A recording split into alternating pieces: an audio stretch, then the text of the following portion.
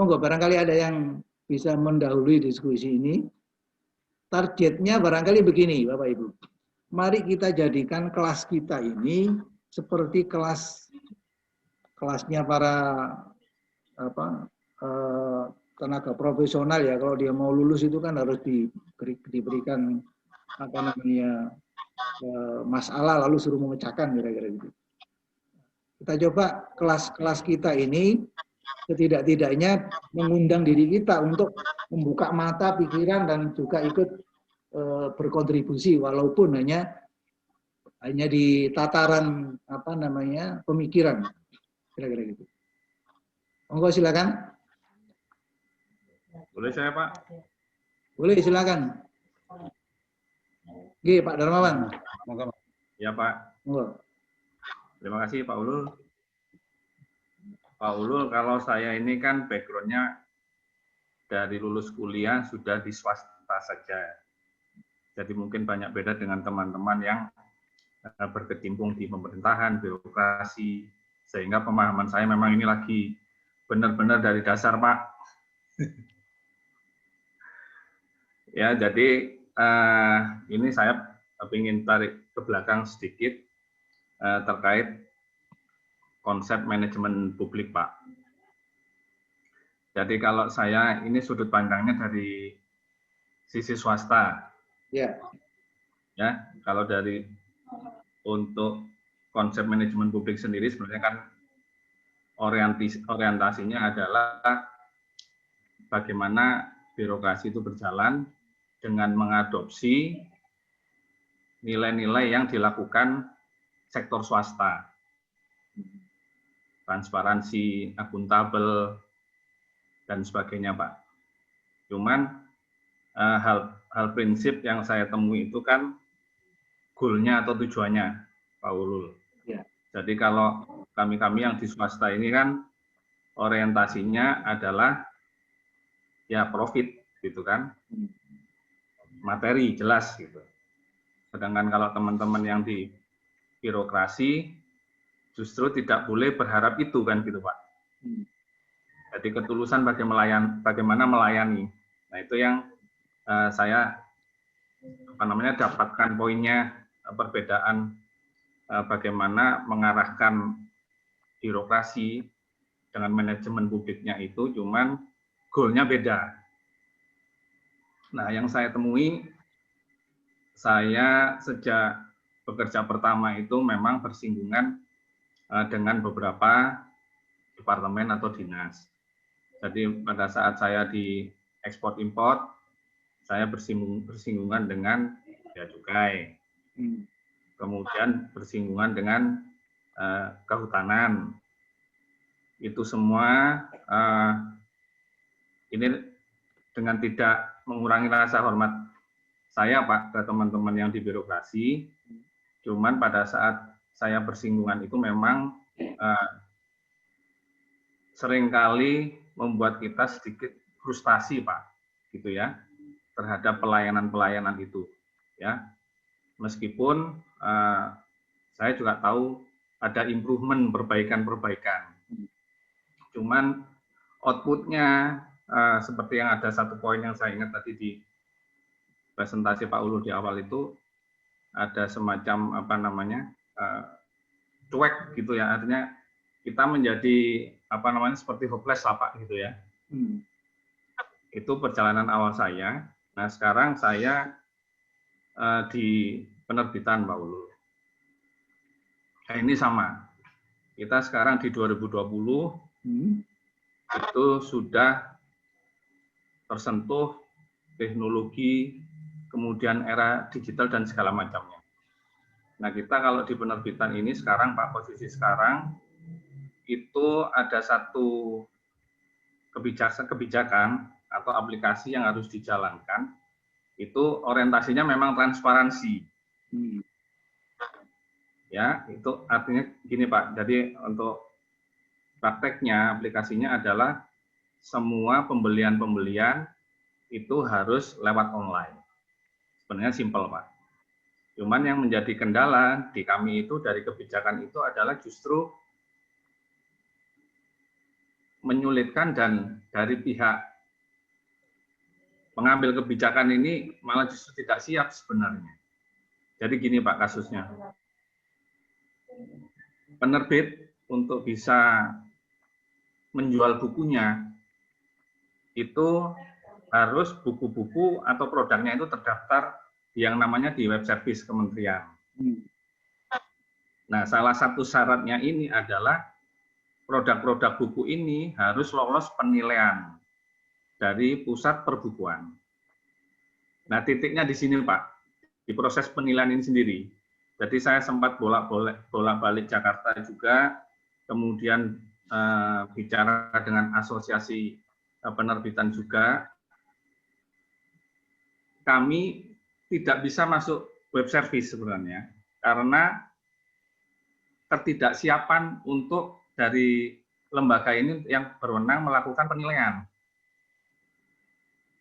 Jadi setelah saya komunikasi dengan salah satu yang memang punya wewenang, banyak hal. Jadi SDM kami tidak siap. Kemudian dana-dana yang mestinya disiapkan untuk kami, sekarang pada dipotong semua yang dialokasikan APBN. Nah ini contoh-contoh Pak.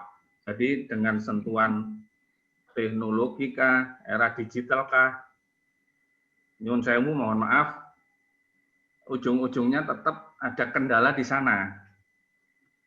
Sama seperti saya ambil contoh juga, kalau di Surabaya kan ada aplikasi Klampit Pak ya di Spenduk.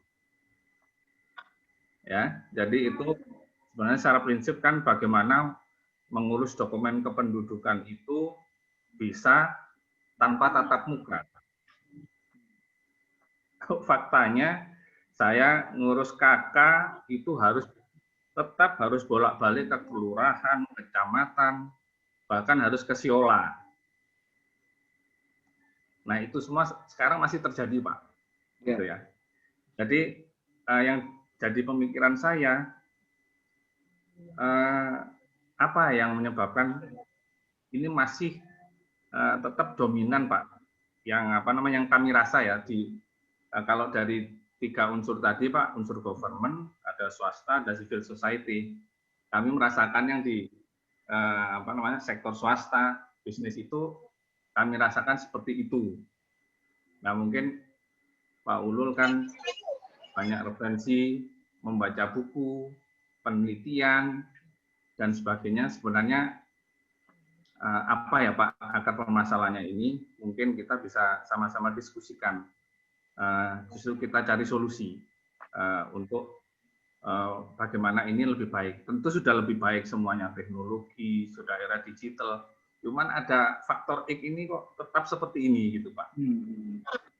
Saya kira itu Pak Ulul yang bisa saya sampaikan. Saya mohon maaf tidak bermaksud mengecilkan arti teman-teman yang di birokrasi. Ini murni case di lapangan yang saya alami.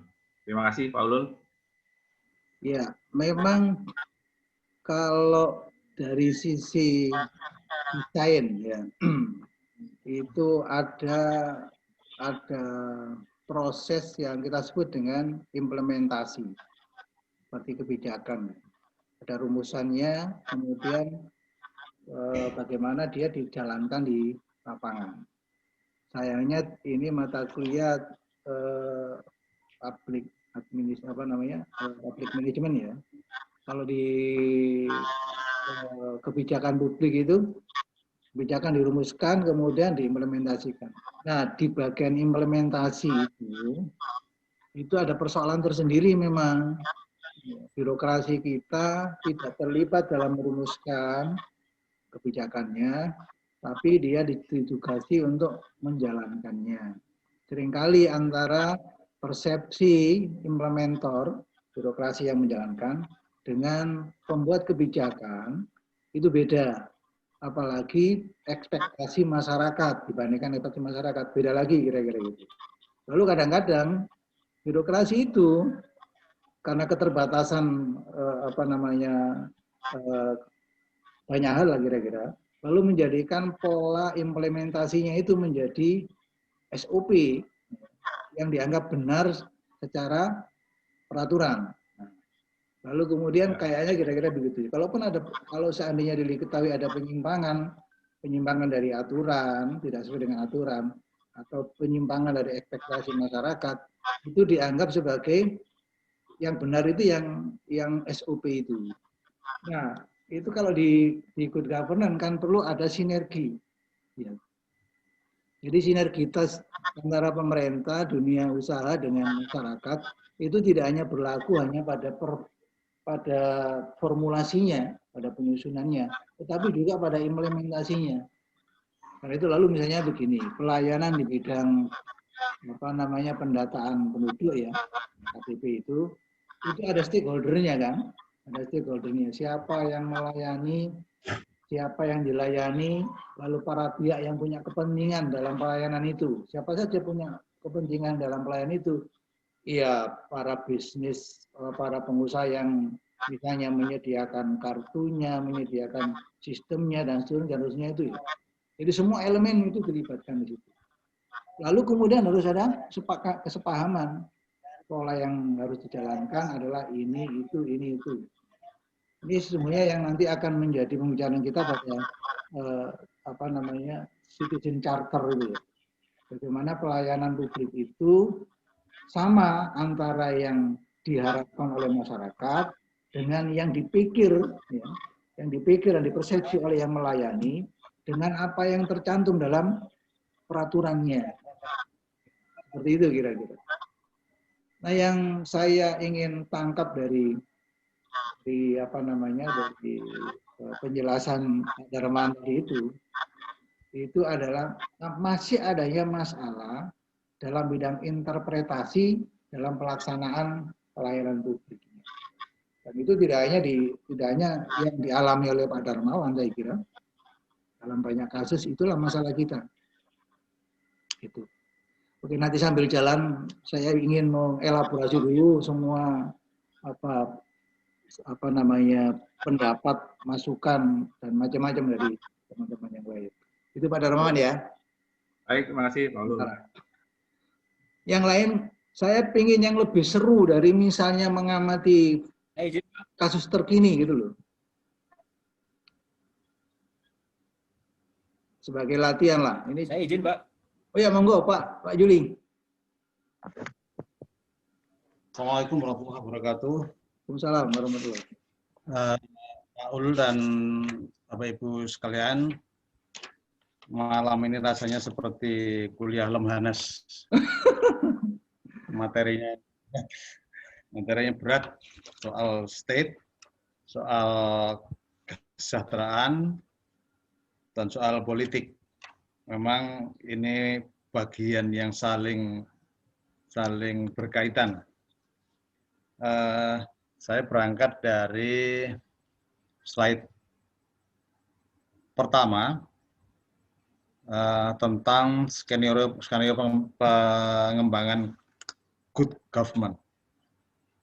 Memang seperti yang Bapak sampaikan tadi, Pak, memang sebenarnya semua punya peran, tapi kita memang sekarang ini beranggapan bahwa semuanya itu muaranya dari pemerintah. Situasi juga harus bisa diantisipasi pemerintah, society juga harus dilayani dan diatur oleh pemerintah. Jadi pemerintah adalah yang memang dalam negara demokrasi ini adalah wujud kedaulatan dari rakyat, harus bisa berbuat mengendalikan semua komponen ini. Kami setuju. Tapi gini Pak, bahwa situasi ini ada yang sifatnya dinamis dan ada yang statis. Nah, dari yang sekarang terjadi ini, seperti pandemi COVID ini Pak, ini ada yang kalau di istilah pemerintah namanya kontingensi. Kontingensi itu apa namanya? Satu keadaan yang tidak terprediksi, emergensi, seperti emergensi. Nah, ini kemudian merendahkan atau menurunkan kemampuan pemerintah untuk melayani publik atau membatasi kemampuan pemerintah untuk melayani publik. Sehingga kalau Pak Darmawan tadi merasa belum terlayani dengan baik dalam berusaha, yaitu memang yaitu tugas pemerintah juga, Pak. Tugas pemerintah juga. Dan kemudian yang kedua, bahwa akhir-akhir ini terjadi situasi di Jakarta, orang menganggap ini sebuah kondisi yang tidak menguntungkan seperti di diagram yang Bapak sampaikan tadi. Apakah ini hasil akumulasi dari berbagai masalah yang Bapak gambarkan juga sebagai lemahnya leadership, lemahnya kontrol, lemahnya ini dan itu. Tapi di samping itu, bahwa pemerintah sebenarnya sudah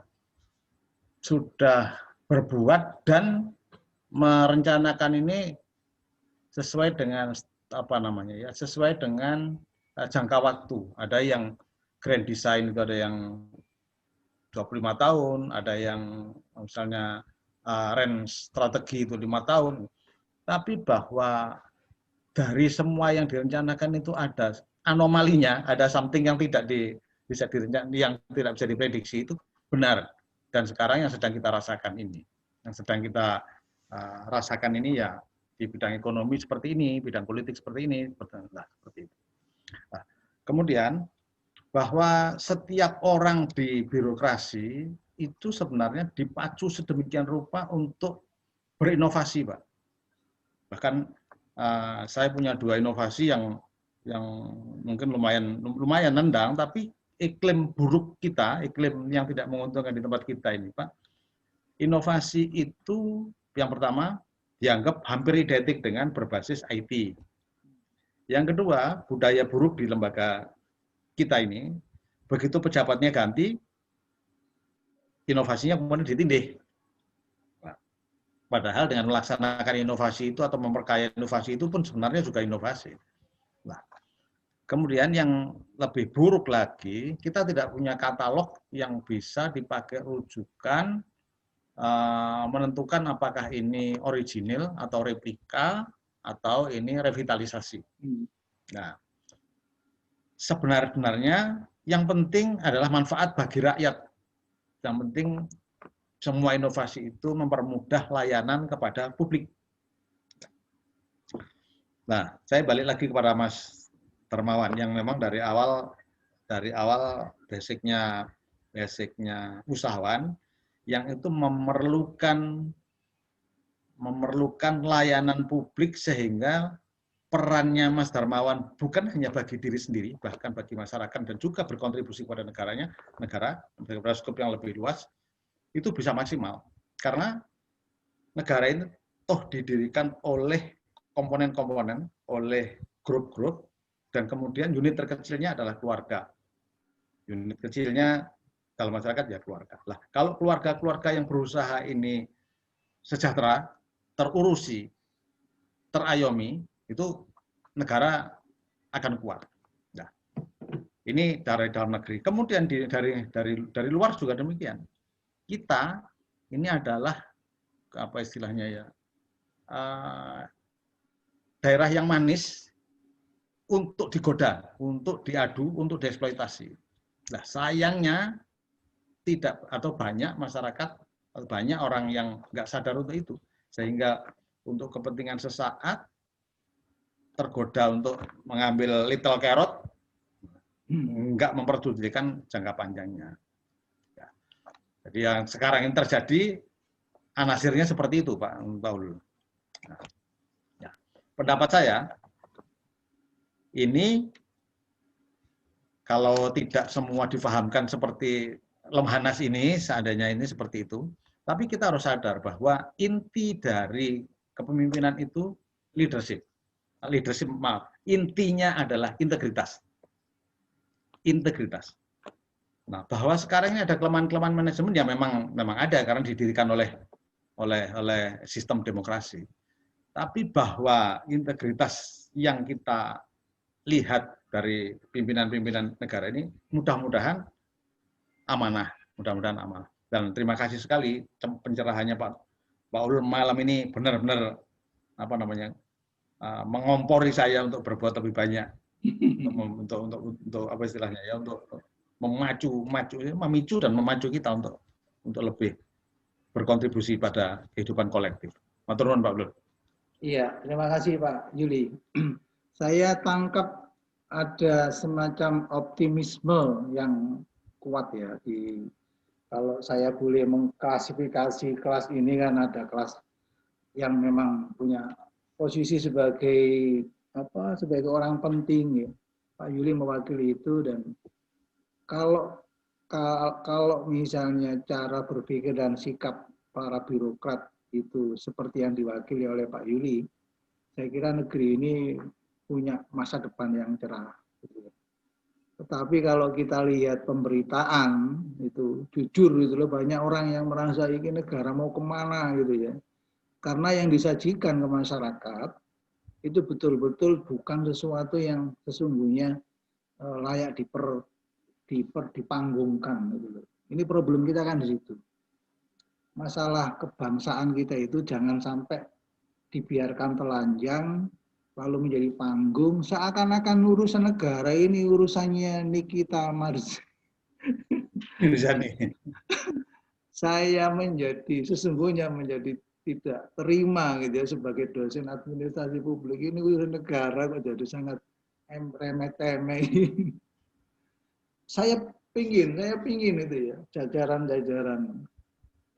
kepolisian itu mencobalah bagaimana sih orang-orang yang tidak berkompeten itu tidak ikut komentar pada urusan-urusan publik, supaya urusan publik itu menjadi sesuatu yang istimewa, yang suci gitu ya. Kalau kecuali orang yang punya kompeten saja yang boleh terlibat. Nah, itu kode etik mungkin menurut saya, Pak. Nah, saya ingin mengajak begitu.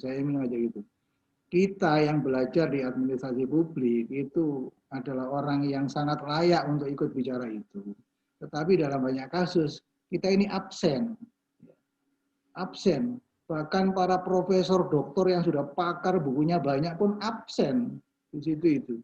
Seakan-akan negara ini tidak ada penghuninya kecuali orang-orang yang punya keberanian ngomong dan tidak berkompeten. Dan itu dipakai sebagai referensi oleh maaf teman-teman jurnalis.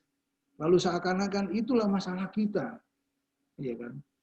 Kayaknya tidak ada cara lain kecuali harus ada gerakan dari kampus untuk menjadikan masalah-masalah negara itu menjadi masalah yang suci, yang istimewa, yang boleh dibicarakan oleh orang-orang yang punya kompetensi gitu.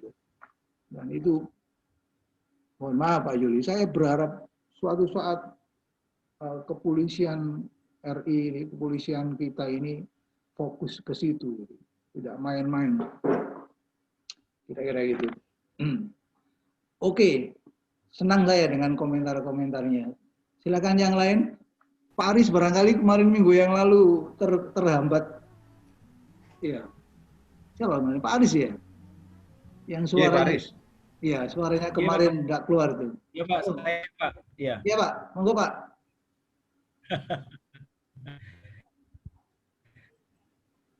Pak Aris mau bicara? Terima kasih yang terhormat Pak Ulul dan Iya, saya sudah bicara, dengar ya? Silakan Pak. 1, 2, 3. Boleh. Sudah jelas Mas Aris. Sudah jelas. Oh, baik. Ya.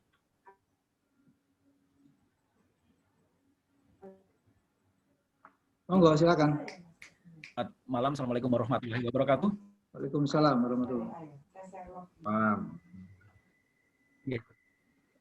Kesempatan baik ini saya izinkan satu hal saja Pak. Terkait tadi sudah dijelaskan oleh Bapak tentang ini alur tadi bagaimana mengarahkan atau membentuk sebuah, pada akhirnya adalah sebuah tujuan dari seseorang. Jadi melalui pertama berangkat dari pikiran, kemudian namun di tengah-tengah tadi kalau tidak salah dengar saya ini Pak, tadi Bapak menyampaikan bahwa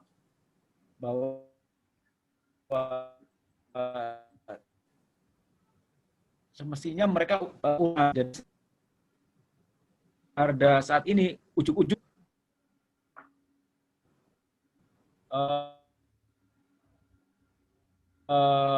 banyak. Halo Pak Aris.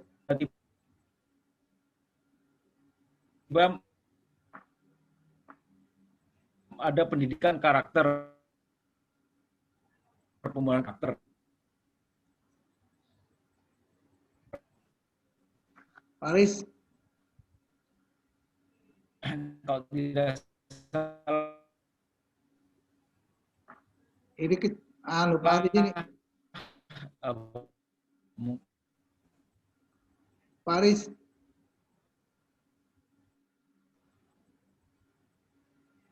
Halo. Ya, saya nggak bisa nangkap ya, tapi barangkali begini, mudah-mudahan saya bisa meramal, membayangkan apa yang ingin disampaikan. Jadi kalau misalnya Pak Aris, halo? Belum selesai tadi Pak kayaknya. Iya, tadi putus-putus ya. Coba lanjut. Sebentar Pak. Saya rubah ke ini aja dulu, ntar Pak. Saya rubah. Atau kalau ini sudah bagus Pak ya, mohon maaf.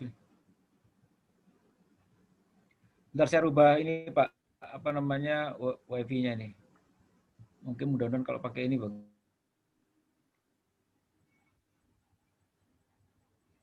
Ya. Oke. Halo? Ya, silakan. Ya. Jadi saya lanjutkan, mohon maaf. Kalau menurut hemat saya, dan ini mungkin saya mencoba meneropong ya apa yang sudah terjadi di fakta di lapangan. Bahwa sebetulnya kebalik, justru dengan adanya kita mengetahui apa yang menjadi tujuan dari nasib atau tadi ini di sini kalau dikatakan di slide tadi nasib, destiny, masa depan bangsa, masa depan pribadi, masa depan keluarga. Ini kami melihatnya justru alurnya dibalik. Justru berangkat dari tujuan apa yang kita capai, maka yang pertama adalah karakter inilah yang harus kita siapkan, kita bangun. Kemudian dengan membangun karakter, ya, maka nanti kebiasaan-kebiasaan itu akan muncul, akan berubah. Nah, kenapa saya katakan karakter ini? Saat ini Pak sudah banyak sekali pendidikan tingkat menengah seperti boarding school, kemudian ada pendidikan yang tingkat akademik, boarding school ini yang domain daripada tujuan daripada sekolah itu sendiri yang utama adalah membentuk karakter. Nah, sehingga harapan dari sebuah tadi saya katakan entah itu bangsa, entah itu keluarga yang paling kecil atau pribadi, dengan saya melibatkan diri atau berpartisipasi dalam pembentukan karakter ini, maka akan memunculkan sebuah kebiasaan yang diharapkan, entah itu kebiasaan baru seperti itu. Nah, kemudian setelah kebiasaan ini akibat dari perubahan karakter yang muncul, maka tindakan pun juga akan berubah dan hingga sampai dengan ganti seorang. Ini mungkin jadi menurut hemat saya ini mungkin berangkat ini dari dua sisi, berangkatnya dari sebuah tadi Bapak sampaikan pikiran, kalau yang sisi lain berangkat dari sebuah tujuan. Nah, seperti itu kira-kira Pak, saya pendapat atau penglihatan saya. Ya. Demikian, bagaimana Bapak melihat ini? Terima kasih Pak. Iya. Kalau yang tadi itu kan sistematisasi berpikirnya psikolog ya. Menurut teori psikologi itu semua digerakkan oleh pikiran. Jadi sumber dari semua tindakan seseorang itu dari pikiran. Bahkan sumber dari nasib seseorang bukan sumber. Pencerminan nasib seseorang itu dari pikiran. Di agama juga begitu sebetulnya. Agama itu mengatakan ana inda qauli abdi, katanya Allah itu. Saya itu tergantung bagaimana yang dipikir oleh hamba saya, kira-kira gitu. Jadi kalau dia pikir bahwa dia itu akan saya jadikan kaya, dia berpikir begitu, wah Tuhan akan menjadikan saya kaya. Kira-kira nanti dia akan menjadi kaya. Karena apa? Karena cara berpikirnya, cara omongannya, tindakannya, kebiasaannya, karakternya akan mengarah ke situ. Itu satu teori. Tapi juga ada yang seperti yang Pak Aris sampaikan itu, ada orang yang mengatakan bahwa karakter itu bisa dibentuk kapan saja. Pendidikan adalah merubah karakter. Gak peduli dia dulu orang jahat, pokoknya dilatih hari ini bisa juga. Ada juga yang begitu. Karena itu lalu ada model-model pendidikan. Jadi kalau Anda masuk tentara, meskipun tadinya itu misalnya penjahat, begitu dilatih, dirubah, langsung bisa. Kalau tadinya itu bukan manajer, dilatih masukkan kelas, dilatih untuk keterampilan manajer, bisa. Ada yang model begitu. Ya. Tapi kalau kemudian kalau kita lihat di mana konstantannya ya pada aspek psikologisnya. Kalau mau membangun masyarakat ini. Itu yang pertemuan-pertemuan lalu saya katakan. Bicara ideologi mestinya itu kita bicara sejak tahun 45, 10 tahun pertama lah kira-kira. 45 sampai 50 harus selesai. Ideologi itu selesai. Artinya sudah tinggal melanjutkan, tidak perlu bicara Pancasila lagi, tapi sudah penerapannya, pendalamannya dan seterusnya kira-kira. Nah, tetapi hari ini kan enggak. Ya. Setiap tahun kita bicara hal yang sama, seperti halnya kita memulai bicara tahun 45 dulu. Ya. Jadi kalau hari ini Presiden kita masih mengajak revolusi mental, ya, tidak salah karena memang mental sedang bermasalah. Yang salah adalah mengapa mental ini bermasalah sejak awal sampai sekarang kok bermasalah terus gitu. Masalahnya kan gitu. Jadi karena itu pendekatannya bisa sah-sah saja kalau kepentingannya adalah untuk membangun apa namanya itu mempercepat lah istilahnya program percepatan ya kemudian dirubah. Tiba-tiba ada orang apa namanya tiba-tiba dalam penerbangan itu ada pramugari yang berhalangan ikut terbang. Lalu kemudian pilotnya memilih siapa di antara apa namanya penumpang ini yang bisa menggantikan pramugari. Cocok dilatih sebentar bisa. Ya. Tapi itu tentu tidak mencerminkan kondisi yang terencana. Kondisi darurat lah istilahnya. Dulu kondisi darurat kita kekurangan tenaga apa namanya polisinya terlalu sedikit ya. Masalahnya terlalu banyak. Kita kurang tentara, ya kurang apa personil polisi lalu ada kamera kira-kira gitu ya. Bisa nggak? Bisa dilatih. Ya. Ya. Bisa mencerminkan nggak? Bisa juga kira-kira gitu ya kalau dianggap kebutuhan yang mendesak bisa. Tapi pertanyaannya apakah seperti itu gitu ya? Apakah harus apa namanya harus apa itu istilahnya kalau cepat itu apa namanya itu? Apakah harus apa itu?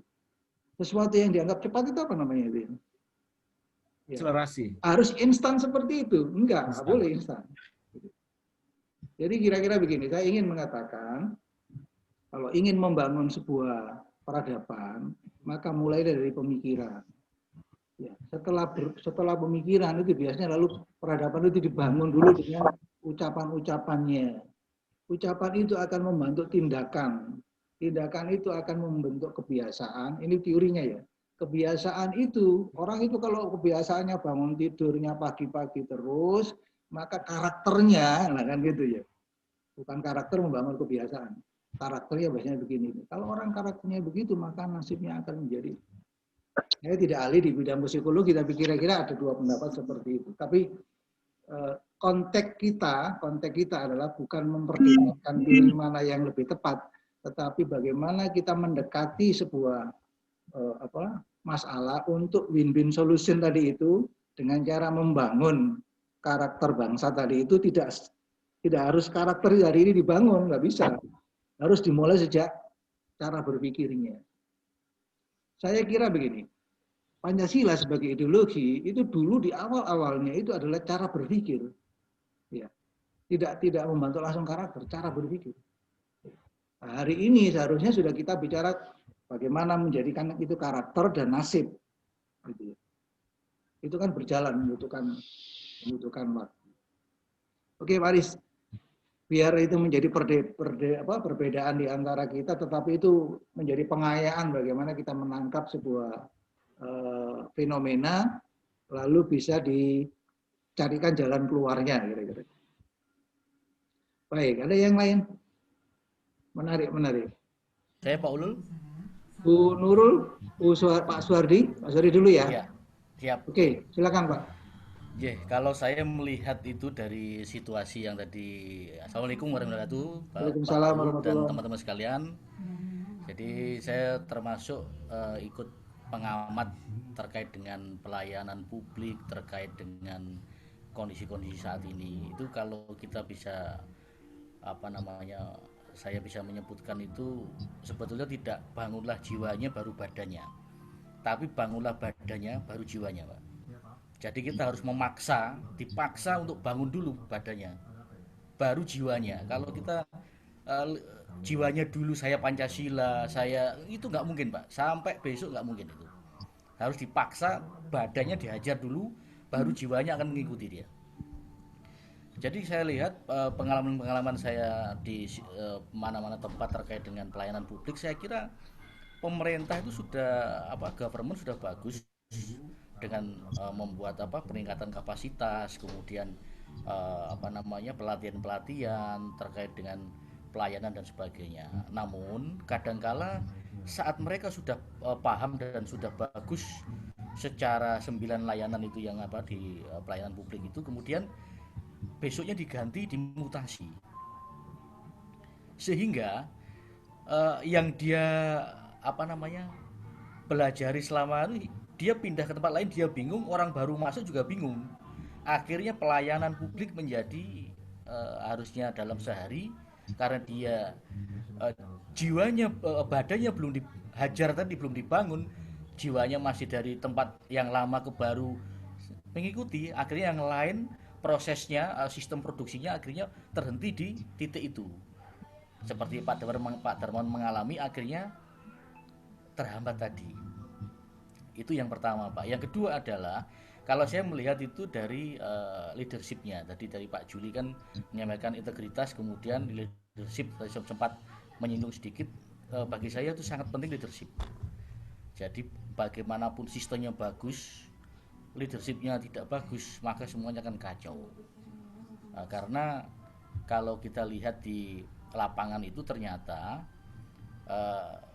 ada sistem bagus, Pak Juli sistemnya bagus, kemudian Pak Juli misal meninggalkan tempat yang sekarang dijabat, penggantinya baru, beliau tidak mau memakai sistem Pak Juli sudah bagus, pasti dia punya sistem sendiri, dan sistem sendiri itu belum tentu bagus. Akhirnya timnya yang selama dibina oleh Pak Juli sudah ada sistem baru, bingung lagi. Itu kadang ego sektoralnya tinggi, ego personalnya tinggi. Aku nggak mau pakai sistem Pak Juli, saya punya sistem sendiri. Itulah yang kadang kita di Indonesia itu bingung. Sistem bagus, contohlah di kementerian atau di pimpinan negara, begitu yang dulu bagus sistemnya tidak diteruskan, minimal diteruskan ditambahi dengan sistemnya beliau, tapi tidak dibuang aja pakai sistem beliau, akhirnya kacau balau lagi. Akhirnya imbasnya kepada peraturan baru, undang-undang baru, gak karuan. Itu mungkin Pak dari saya, kurang lebihnya begitu. Apabila ada kata yang kurang sopan, saya mohon maaf. Assalamualaikum warahmatullahi wabarakatuh. Waalaikumsalam warahmatullahi wabarakatuh. Poinnya bisa ditangkap. Jadi bukan bangunlah jiwanya, yang lebih dulu bangunlah badannya. Iya, itu memang ini kita sedang tidak bicara teori kejiwaan dan ini ya, cuman tadi kan bagaimana cara melakukan pendekatan, menangkap situasi bisa menjadi benar, lalu kemudian solusinya. Itu mungkin menjadi satu teori solusi. Kalau kemudian ada solusi dari teori yang lain, itu juga bisa dikeroyok gitu ya. Satu hal yang ingin saya sampaikan kira-kira begini. Keinginan untuk melakukan perubahan saja itu sudah cukup. Apalagi lalu keinginan itu diawali dengan mulai dari mana ini, nah gitu. Yang kita lakukan kan mulai dari mana tadi ya, mulai jiwanya atau badannya. Jangan terlalu sibuk di situ. Yang penting mau berpikir untuk melakukan perubahan itu sudah cukup gitu ya. Nah, yang kita pikirkan lebih bagus lagi. Mulai dari mana Pak? Itu lebih bagus lagi gitu. Janganlah sampai kemudian negeri ini karut marut hanya karena kita berlama-lama mendiskusikan mulai dari mana. Nah itu saya kira itu. Baik, Ada yang lain? Bu Rukmini barangkali. Tadi ada Bu Iya. Nurul. Iya. Bu Nurul Oke, silakan. saya Pak. Ya. Siapa dulu nih? Bu Nurul, Nurul. silakan. Ya, mungkin ya. Ya, Assalamualaikum warahmatullahi wabarakatuh. Waalaikumsalam warahmatullahi wabarakatuh.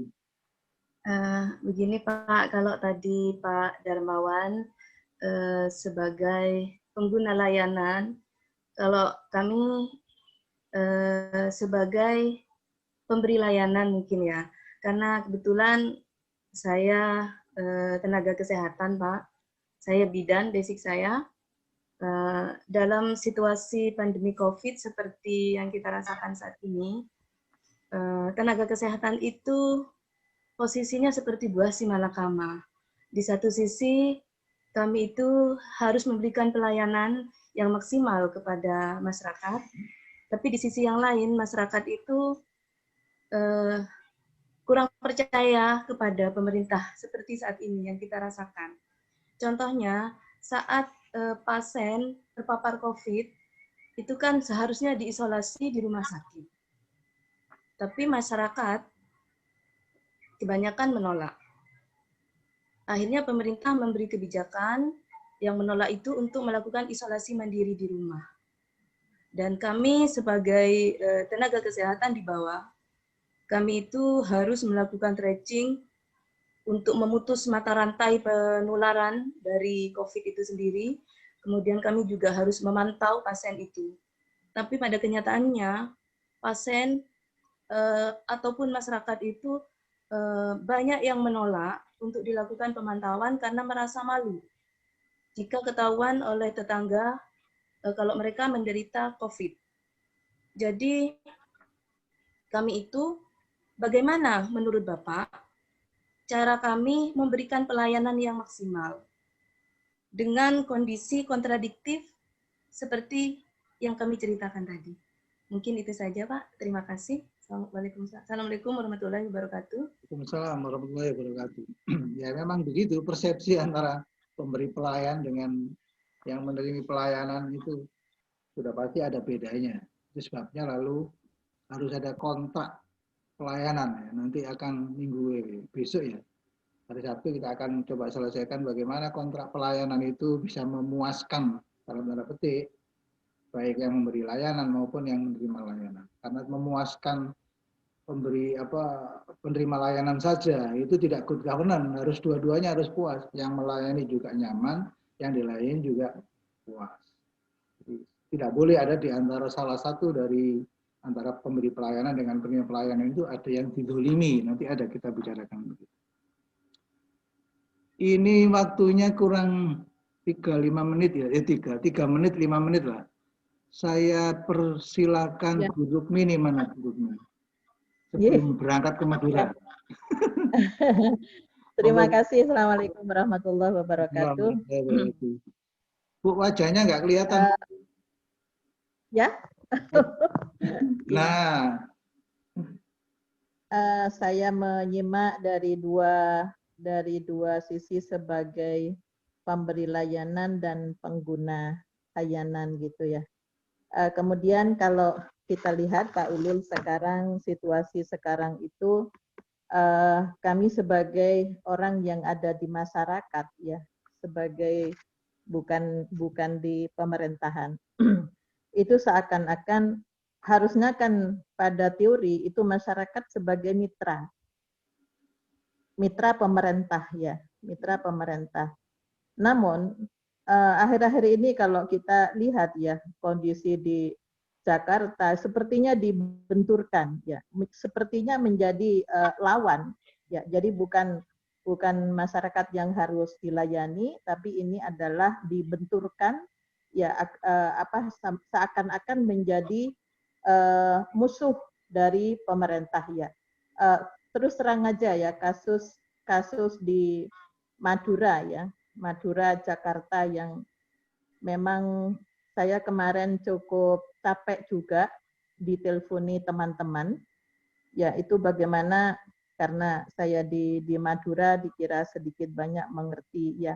Jadi untuk merubah masyarakat ya menjadi kebiasaan itu tidak semudah, hanya harus dipahami budaya ya, misalnya budaya di Madura itu bagaimana sih cara memahamkan, itu sebenarnya mudah kalau pemerintah itu mau mengerti bagaimana sih budaya dari masing-masing daerah ya, termasuk Papua ini juga rame gitu ya. Nah, untuk itulah Pak Ulul mungkin ini kalau kita lihat harusnya ya sebagai di pemerintah itu kan memberikan layanan yang terbaik, kemudian masyarakat itu bagaimana menjadi percaya gitu ya. Artinya ini yang harusnya dibangun oleh pemerintahan sekarang itu ya, bagaimana misalnya masalah COVID ya, masalah COVID ini ini besok kan tanggal 9 tuh pilkada ya Pak. Ya, Pak Lul ya. Jadi ini kadang-kadang saya karena juga ikut menjadi pengawas lah di Jawa Timur karena ada beberapa rumah sakit yang terkait ya besok ini ya, apakah petugas yang tidak bisa diganti itu, petugas pilkada ini, panitianya itu, apakah dijamin mereka itu sudah sehat ya? Jadi kaitannya dengan kayaknya kan semua yang sekian banyak di Jawa Timur itu kayaknya tidak ada satupun yang diganti karena ini positif misalnya. Ya, padahal jumlahnya begitu besar. Nah, inilah yang kadang-kadang akhirnya masyarakat sekarang jadi cerdas, jadi bertanya, masa semuanya itu ini sebenarnya saya malam ini ada diskusi ya dengan masalah pilkada itu bagaimana besok pelaksanaannya ini. Jadi masalah COVID itu masalah yang serius. Di satu sisi memang masyarakat susah disampaikan. Saya tadi malam laporan dari Lamongan itu ada 400 lebih jamaah itu di masjid yang tidak ada satupun pakai masker. Jadi petugas yang kami kirim yang maskeran cuman 3 orang. Nah, inilah yang kira-kira kenapa sih kalau tadi Bu Nurul juga nyampaikan kenapa sih masyarakat itu kok menolak gitu loh. Apa yang harus kita lakukan, yang harus diperbaiki. Nah, kami yang di masyarakat di ormas ya, di ormas itu harusnya kan menjadi mitra ya, menjadi mitra yang kalau kita lihat, tapi satu sisi ya usul-usulan kami itu tidak didengar.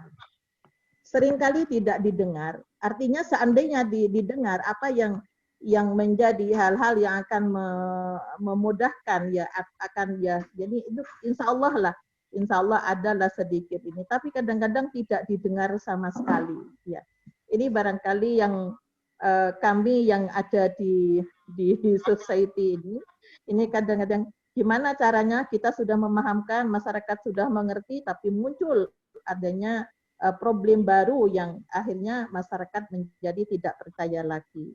Ya, ini sampai saya melihat berkaitan dengan karakter ini tadi revolusi mental gitu ya. Ini mungkin perlu lagi penguatan ya. Kami yang di bawah ini penguatan ideologi kalau agama, ideologi keagamaan, ideologi keumatan, ideologi kebangsaan. Nah, ini yang harus dibangun. Jadi bagaimana sekarang itu mereka bukan hanya cinta dengan produknya dalam negeri saja, tapi bagaimana sih negeri kita kalau begini ada nggak kepedulian gitu, kepedulian terhadap persoalan yang dialami oleh masyarakat. Nah, ini yang sekarang sangat rendah sekali. Kemudian kalau kita lihat dimulai dari mana gitu ya, kadang-kadang kan ya memulainya memang harus dari penataan yang sudah. Kalau saya kadang-kadang berpikir ini DPR itu nggak usah banyak-banyak lah di DPR pusat itu kan melihat anggaran aja ya, nampaknya dengan banyaknya orang kayaknya juga banyak pikiran jadi harus dipilih. Nah, namun ya itu kembali kepada pembuatan desain dari pemerintahan itu ya sebenarnya masyarakat itu kita itu gampang kok kalau sudah aturannya aturannya sudah itu seperti ini dilaksanakan, ya seperti perda-perda, banyak perda-perda. Tapi siapa yang melaksanakan? Salah satu contoh, saya tinggal di Malang. Tahun 96 ya sampai sekarang 2006 itu sampai sekarang masih belum diganti perda kos-kosan ya. Ketika itu semua bagus itu kalau dilaksanakan. Saya tanya sama teman-teman DPR, siapa ini yang melaksanakan? Ke pemerintah kota, siapa yang melaksanakan ini? Wong RT aja nggak punya, tidak punya apa namanya perda itu. Lah ini banyak sekali perda-perda, peraturan, undang-undang yang dibuat, tapi pada pelaksanaan karena yang apa ngontrol itu juga sebagai katakan kalau di ini Satpol PP-nya itu lo siapa? Ya ini yang kurang jelas nampaknya, yang kurang jelas, jadi tidak sampai ke juknisnya itu harusnya ada. Juknisnya apa? Kemudian ada apa namanya, ada reward, ada punishment-nya itu nggak ada. Sepertinya tidak ada, sehingga apa yang sampai terjadi ya seperti berlakunya jam malam. Itu pun kemarin hanya sampai waktu corona. Harusnya di kota-kota pendidikan itu kan ada, sehingga ini hanya dibuat keputusan semacam sesaat. Nah ini saya melihat, saya sebagai yang di bawah, yang di masyarakat, yang bukan pengambil kebijakan. Ya, begitu Pak Ulul. Ya, mudah-mudahan yang tadi diutarakan oleh masing-masing, termasuk yang terakhir oleh Bu Rukmini itu menjadi bahan untuk menulis tesis yang lebih bagus. Saya sebetulnya tidak ada tujuan yang lebih penting dari diskusi malam ini kecuali membangun wawasan atau akses pemikiran pada Bapak Ibu bahwa ternyata masih banyak yang harus ditulis, yang masih bisa ditulis ya untuk membangun masyarakat kita ke depan itu. Taruhlah misalnya melihat persoalan kebangsaan kita dari kasus COVID, penanganan COVID, itu bisa dilihat bagaimana karakter masyarakatnya, masyarakat bisa diatur atau enggak kita ini. Bagaimana melihat situasinya, situasi ini bisa dimanage atau tidak. Jangan-jangan situasi ini tidak bisa dimanage dengan baik. Lalu kemudian kita bisa melihat bagaimana pemerintahnya. Pemerintah ini benar-benar pemerintah yang legitimate, yang diakui secara faktual oleh masyarakat, sehingga semua kebijakannya bisa diikuti atau tidak. Kenapa tidak? Nah, seterusnya. Itu lebih menarik.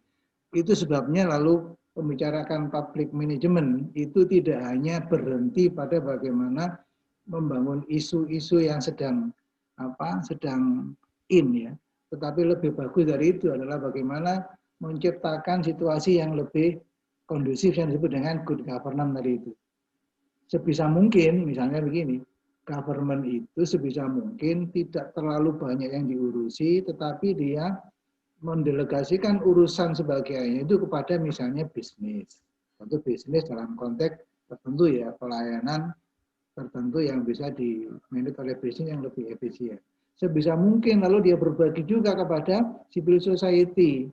Civil society itu jangan-jangan itu yang bisa digerakkan. Nah, yang saya lihat sekarang ini kesannya pemerintah itu serba tahu, serba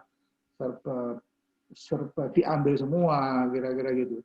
Jadi pengertian civil society, peran dan fungsi civil society tidak jalan. Di mana letak peran civil society dalam penyelesaian masalah COVID misalnya? Malah yang terjadi adalah seakan-akan government sedang bertengkar dengan civil society. Nah, ini menjadi masalah. Baik Bapak Ibu, saya ingin diskusi ini diperpanjang lagi, tetapi tentu ini sudah jam 9 lebih 8 menit. Saya khawatir karena jadwal yang kita patok itu 1,5 jam ya. Ini lalu tahu-tahu lalu hilang ya, seperti pengalaman saya sebelumnya. Boleh satu orang yang mungkin bisa memberikan kata akhir sebelum nanti kita tutup. Ya mungkin sampai jam 9 lebih 10 menit. Ada yang nambahkan satu orang? Monggo Bu Ruli, silakan. Terima kasih. Assalamualaikum warahmatullahi wabarakatuh. Waalaikumsalam warahmatullahi wabarakatuh.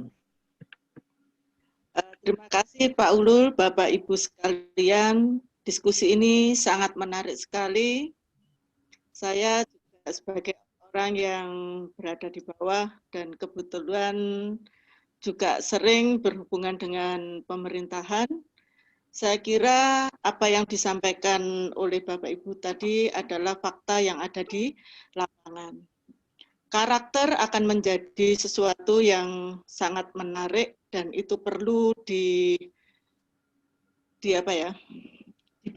sejak anak-anak kecil. Karena apa? Karakter inilah yang bisa membedakan bagaimana kita bisa bersosialisasi, bisa memberikan layanan, dan bahkan bisa berhubungan dengan banyak pihak dengan baik kalimat, ucapan, ataupun tulisan dengan baik pula. Sehingga ketika kita berada di manapun kita berada, insya Allah ketika istilahnya SOP yang kita buat, yang sudah ada itu dikerjakan, itu baik penyimpangan maupun istilahnya penyimpangan atau ketidakberesan melaksanakan suatu aktivitas, insya Allah akan bisa dikurangi. Saya kira itu Pak yang paling penting dari semua diskusi ini, bahwa karakter itu menjadi sangat penting dan pendidikan karakter itu harus diberikan sejak anak usia dini. Gitu Pak. Baik, terima kasih Bapak Ibu.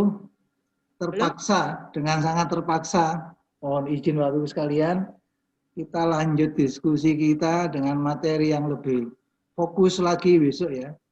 Itu tentang citizen charter. Jadi tadi yang dibicarakan ini mengerucut pada bagaimana kesamaan sikap antara yang memberi pelayanan dengan yang melayani. Tidak ada yang didolimi, itu nanti di citizen charternya. Mudah-mudahan diskusi kita ini bermanfaat. Seperti yang tadi saya sampaikan, tidak ada tujuan yang lebih indah dari diskusi ini kecuali membuka wawasan bahwa masih banyak hal yang perlu dan layak ditulis ya untuk menjadi tesis khususnya di mata kuliah ini, kira-kira gitu. Besok kita ketemu jam berapa enaknya? Saya belum menjadwal. Kalau Bapak Ibu ada kegiatan di pagi hari sampai siang hari, mungkin pertemuan kita buat malam, boleh? Atau ada saran? Oke Pak, malam Pak. Malam aja ya. Malam. Pertemuan kita tentu itu terakhir sudah. Tapi kemudian kalau ada permintaan materi atau bimbingan atau apa, saya kira masih tetap jalan ya, dan tidak perlu dijadwal seperti yang disampaikan oleh Bu Sri itu. Saya kira di grup bisa, di Japri saya langsung bisa. Baik, terima kasih atas perhatiannya Ibu-Ibu. Mohon maaf Bapak-Bapak jika ada hal yang kurang berkenan. Saya akhiri. Ihdinas siratal mustaqim. Wassalamualaikum warahmatullahi wabarakatuh. Selamat malam semuanya. Waalaikumsalam warahmatullahi wabarakatuh.